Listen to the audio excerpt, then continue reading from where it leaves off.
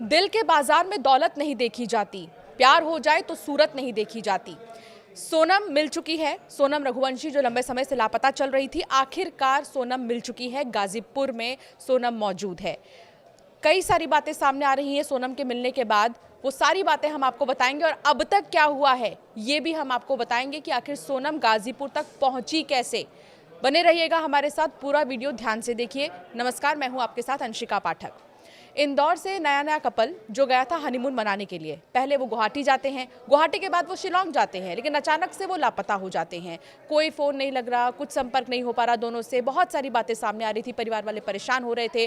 फिर परिवार वालों ने पुलिस में कंप्लेन की, पुलिस की मदद ली गई। फिर पुलिस ने मेघालय पुलिस से संपर्क किया, उसके बाद सर्च ऑपरेशन चलाया गया। कई बड़े जो नेता हैं वो भी लगातार बातचीत में थे। मेघालय के मुख्यमंत्री से भी, मध्य प्रदेश के मुख्यमंत्री बातचीत में थे, मेघालय के मुख्यमंत्री से। उसके बाद जाकर राजा का सुराग मिला, लेकिन मिला तो शव मिला। राजा का गहरी खाई में शव मिला और इसके साथ ही सोनम का कुछ पता नहीं चला था। सोनम की बस एक वाइट कलर की शर्ट राजा के शव के बगल में ही थी। तो ये कहा जा रहा था कि क्या सोनम को बेच दिया गया है, क्योंकि ह्यूमन ट्रैफिकिंग का भी मामला सामने आ रहा था।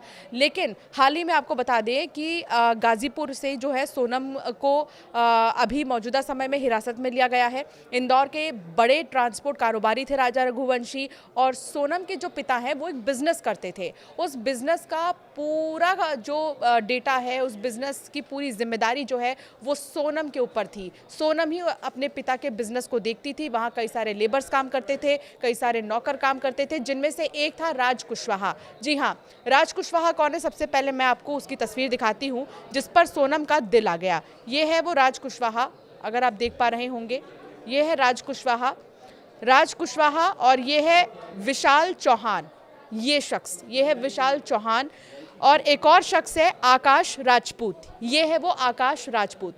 तो ये जो तीन लड़के आप देख रहे हैं, ये लगातार सोनम के साथ में संपर्क में थे, और जब ये हनीमून पर गए थे तो इन्हें सुपारी दी गई थी हत्या की सोनम की तरफ से। अब देखिए कि कितना घोर कलयुग आ गया है कि यहाँ पर सोनम जो है, जिससे उसकी शादी हुई थी, कहा यह भी जा रहा है कि मैट्रिमोनियल साइट से दोनों की शादी हुई थी। 4 महीने पहले ही दोनों का रिश्ता तय हुआ था और फिर शादी की तारीख निकल गई। लेकिन सोनम शादी से खुश नहीं थी, ये खबरें भी आ रही हैं।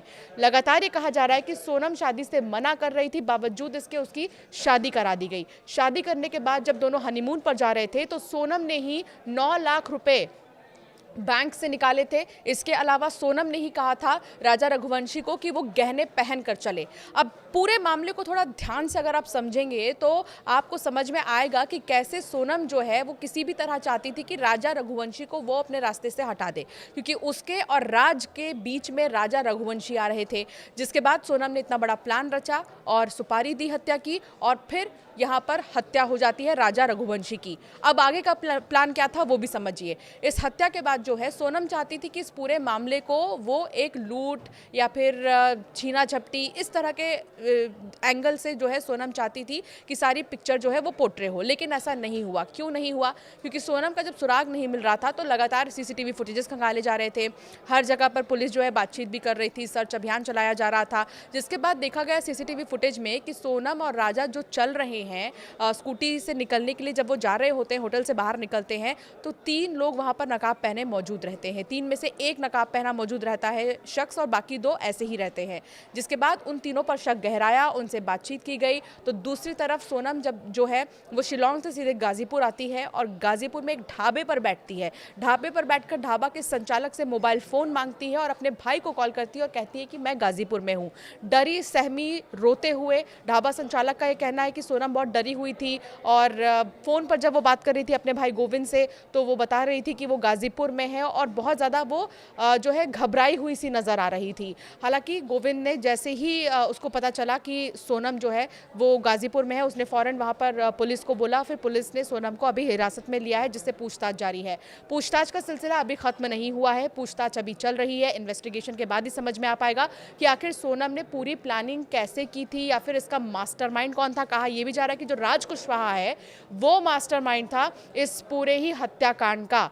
तो सोनम और राज कुशवाहा दोनों को ही एक साथ रहना था, और दोनों ही एक दूसरे से प्यार भी करते थे। लेकिन आप देखिए कि इन दोनों के बीच में राजा रघुवंशी आ रहा था, इसलिए उसकी हत्या कर दी जाती है। फिलहाल इस मामले ने एक बार फिर से मेरठ का वो मामला जो है याद दिला दिया, जिसमें मुस्कान आपको याद होगी, जिसने अपने बॉयफ्रेंड साहिल के चक्कर में सौरभ अपने पति को, जो कि मर्चेंट नेवी में ऑफिसर था, उसको मार डाला था और ड्रम में जो है शव के कई सारे टुकड़े मिले थे। लेकिन ये मामला हनीमून मॉड्यूल जो है वो बहुत ही ज़्यादा चौंकाने वाला है कि पूरी प्लानिंग की गई, कैसे आपको पैसे लेके जाने हैं, कैसे आपको गहने पहन कर जाने हैं, फिर कैसे मर्डर करवाना है, ये सारी चीज़ें सामने आई हैं। और उससे भी बड़ी बात आप ये देखिए कि राजा रघुवंशी, जो कि बहुत बड़ा कारोबारी था, उस पर सोनम का दिल नहीं आया, बल्कि एक नौकर पर दिल आया, जो उसके पापा के कारोबार का एक नौकर था। एक बिजनेस में उसके पापा के यहाँ लेबर का काम करता था राज कुशवाहा, और तभी से ये दोनों संपर्क में थे, लगातार ये दोनों कांटेक्ट में भी थे। फिलहाल लगातार अपडेट्स आ रहे हैं, पुलिस इन्वेस्टिगेशन कर रही है। इस पूरे मामले की जांच शिलोंग पुलिस की तरफ से भी की जाएगी। अभी हाल ही में मेघालय के जो डेप्यूटी सीएम हैं, उन्होंने भी प्रेस कॉन्फ्रेंस की और उन्होंने बताया कि हम ये चाहते हैं कि जस्टिस हो, और जस्टिस के को ही ध्यान में रखते हुए जो आगे की कार्रवाई है वो की जाएगी। तो दूसरी तरफ इंदौर के जो एडीसीपी हैं, उन्होंने भी बताया कि अभी इन्वेस्टिगेशन जारी है, अभी पूछताछ होगी, मोबाइल फ़ोन से जो डिटेल्स है वो निकाले जाएंगे, फिर ये पता चलेगा कि आखिर ये प्लानिंग कब की गई थी और कब इसे अंजाम दिया गया था। लगातार आप तक अपडेट हम पहुंचाते रहेंगे। इसी तरह आपका क्या मानना है इस हत्याकांड पर, हमें ज़रूर कमेंट कर बताएं।